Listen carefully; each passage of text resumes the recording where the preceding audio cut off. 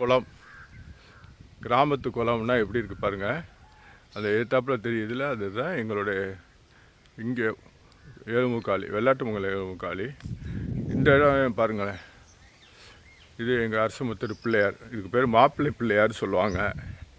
எவ்வளோ அழகாக இருக்குது பாருங்கள் அந்த கோயில், கிராமம், சுற்று வட்டாரம். இப்போ தான் அறுவடையெல்லாம் முடிஞ்சிருக்கு போட்டிருக்கு. எல்லாம் அருமையாக அறுவடை பண்ணியிருக்காங்க.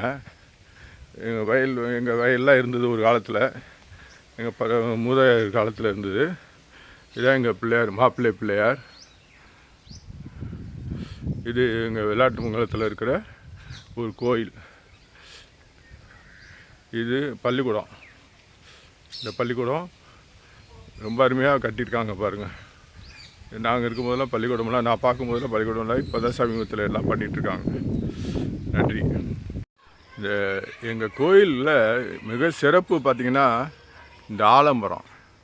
இந்த ஆலமரத்தில் ஒரு விழுது இருக்காது பார்த்திங்களா. இந்த ஆலமரத்தில் தான் எங்கள் முனீஸ்வரர் இருக்கிறார் அப்படின்னு சொல்லி எங்கள் அம்மா அப்பாலாம் சொல்லுவாங்க. எங்கள் தாத்தா பாட்டிலாம் இங்கே குடியிருக்கும்போது இந்த முனீஸ்வரில் ஒரு குச்சி கூட உடைக்க முடியாதான். உடனே பாம்பு வந்து அறிகுறி காமிச்சிருமா. யாருமே ஒரு குச்சி கூட ஒடிக்க மாட்டாங்க. இன்றைக்கும் இந்த கோயிலில் இந்த முனீஸ்வரர் இருக்காருங்கிற நம்பிக்கை இந்த ஊர் மக்கள்கிட்ட இருக்குது. ரொம்ப அழகாக சிறப்பாக பண்ணியிருக்காங்க. அந்த காலத்தில் ஒவ்வொன்றும் தெய்வம் நின்று பேசியிருக்கு. இப்போ கலியுகத்தில் தெய்வம் நின்று பேசாது. ஆனால் பார்க்குறோம் பாருங்கள், எவ்வளோ அழகாக இருக்குது பாருங்கள். எல்லோரும் நல்லா இருக்கணும்னு வேண்டிக்கிட்டு தான் இங்கே மாலையெல்லாம் போட்டு சூட ஏற்றிருக்கேன். எல்லோரும் நல்லா இருக்கணும். பாருங்கள் இந்த கோயில், இந்த எங்களுடைய கிராமம் எப்படிப்பட்ட கிராமம்னா இதுதான். இந்த மாதிரி அதிசயமான கிராமம் இருக்கும். வேறு எங்கேயும் இந்த மாதிரி கிராமத்தில் இந்த மாதிரி இருக்கான்னு தெரியல. இந்த கிராமத்தில் பாருங்கள், அங்கே ஏத்தாப்பில் இருக்க பாருங்கள் எவ்வளோ விழுதுகள் இருக்குன்னு. ஆனால் இந்த மரத்தில் பாருங்கள் ஒரு விழுது கிடையாது. அதுதான் அதிசயம். அதிசயமான மரங்கள். இந்த ஆலமரம் எங்கள் முனீஸ்வரர் இங்கே தான் இருக்கார். எங்களெல்லாம் நல்லபடியாக காப்பாற்றுவார். நன்றி. முன்னோர்கள் இருந்த வீடு தரமட்டமாக இருக்குது பாருங்கள். வீட்டு யாருமே இல்லை. அவங்க எங்கள் தாத்தா பாட்டியோடைய சொந்தக்காரங்க வீடு மட்டும் இருக்குது. அதுவும் விற்றுட்டு போயிட்டாங்க. எங்கள் வீடு அப்படியே போய் இப்போ வாட்டு மந்தை இருக்குது. இதுதான் நாங்கள் இப்போதைக்கு கட்டியிருக்கிறோம் சின்னதாக. இந்த வேப்ப மரம் பாருங்கள், இதில் தாங்க எங்கள் காமாட்சி அம்மன். இன்றைக்கும் அந்த கோயிலில் வந்து பார்த்திங்கன்னா மரத்து மேலே இவ்வளோ ஆசை வந்ததுன்னா காரணம் இந்த மாதிரி மரங்கள்லாம் தெய்வமாக இருக்கிறதுனால தான் எங்களுக்கு. இந்த வேப்ப மரத்தில் இன்றைக்கும் எங்கள் காமாட்சி அம்மன் இருக்காங்க. இந்த இடத்துல நாங்கள் சின்னதாக ஒரு கோயில் கட்டி இது மாதிரி வந்தால் வருஷத்துக்கு ஒரு நாள் வந்து தை வெள்ளிக்கிழமை மாவிளக்கு ஏற்றுவோம். பாருங்கள் இவ்வளோ அழகாக பண்ணியிருக்காங்க. இந்த சின்னதாக நான் வந்து கோயில் கட்டினது.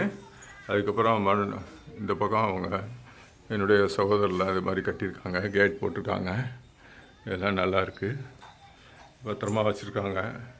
இந்த இடத்த வாங்கினவர் நல்ல நீர்வழி வாழணும், நல்லபடியாக மெயின்டைன் பண்ணுறேன்னு சொல்லியிருக்காரு. அவங்க வீட்டில் இருந்து கோலம்லாம் போட்டாங்க. ரொம்ப போட்டு இன்றைக்கி எங்களுக்கு வந்து குலதெய்வ வழிபாடு இனிதே நடத்துது.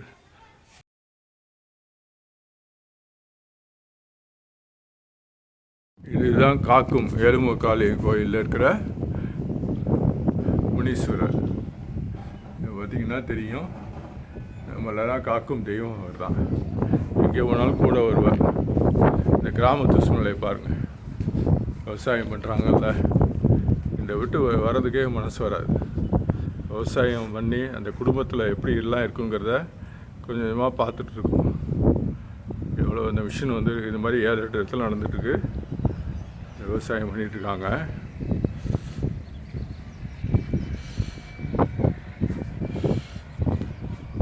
நெல் அறுவடை ஆகி வந்திருக்கு. நிறைய நெல் வச்சுருக்குறாங்க. எல்லாம் அந்த காளி ஏழுமுக்காலியினுடைய அனுக்கிரகத்தில் எல்லாம் நல்லா நடக்கும்.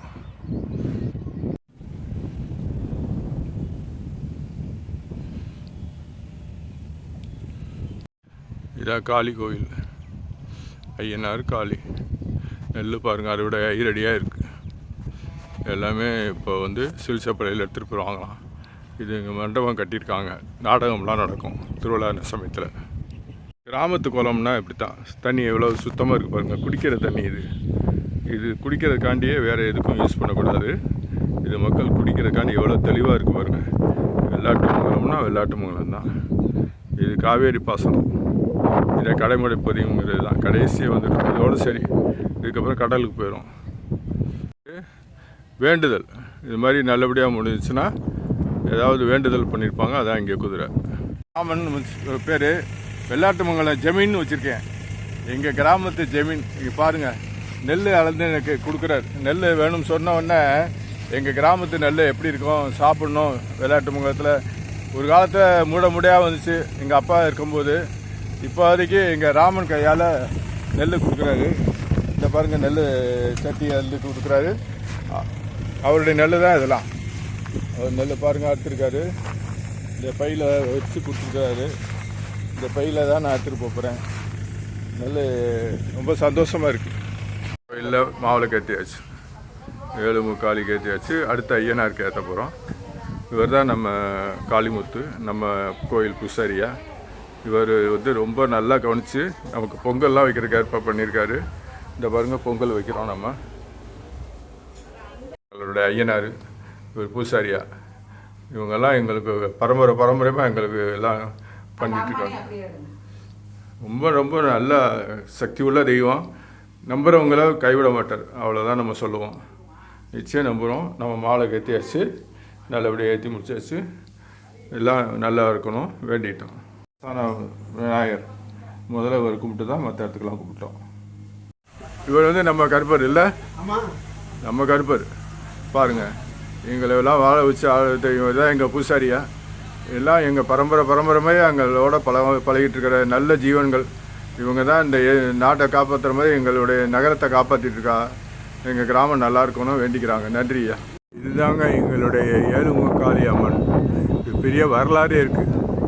நான் வந்து இந்த ஊரை விட்டு புதுவைக்கு போனது எங்கள் தாத்தா அவருடைய கோபத்தினால தான் போனார். எங்கள் அப்பாவுக்கு அப்போ 8 வயசு. இந்த ஊரை விட்டு போகும்போது இந்த காளியை வந்து பெரிய மாற்றத்தை எங்கள் குடும்பத்தில் ஏற்றி வச்சுருக்காங்க. ஐயனார், முனீஸ்வரர். வெள்ளாட்டுமங்கலம்னா எங்கள் குலதெய்வம் தான். கிராமத்தில் பாருங்கள் எவ்வளவு நெல்லெல்லாம் போட்டு அறுவடை முடிஞ்சு எல்லாம் நல்லா சந்தோஷமாக இருக்குது. நல்லபடியாக முடிஞ்சது. கிளம்புறோம். புதுக்கோட்டை மாவட்டம் அறந்தாங்கி பகுதியிலிருந்து நாகோடி தாண்டி கன்னிச்சங்காடு என்ற பகுதி உள்ளது. அங்கிருந்து வெள்ளாட்டுமங்கலம் செல்ல வேண்டும். அதன் பிறகு யோக பெருமாள் கோயில், காளி கோயில் வழிபாடு இரண்டும் முடித்து வீடு திரும்பினோம். நன்றி.